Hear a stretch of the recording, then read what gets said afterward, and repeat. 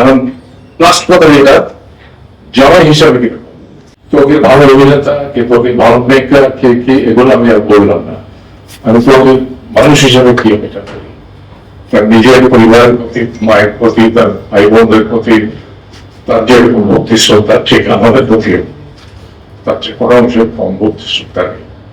আমরা তার আপন আমি আমার ওয়াইফ সে গল্প সিনেমার গল্প এগুলো হতেই থাকে, চলতেই থাকে।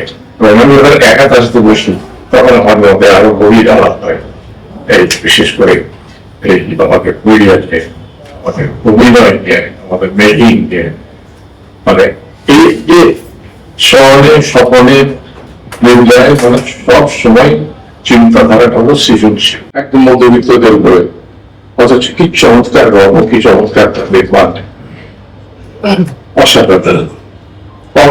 যখন লিখলো স্টেজে নাটক লিখেছিল তখন আমার বইটা দিলাম, বইটা বলতাম ভালো লিখলাম, এরকম অনেক চিন্তাধারা তোমার মাথায় করতে গেল।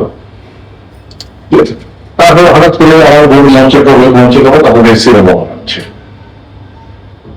তবে আমাদের বললো যে সবাই থাকবে, আপনি থাকবেন না, হয় না, একটা ছোট চরিত্র দাও, তোমার সিনেমা সব দেখতে করি।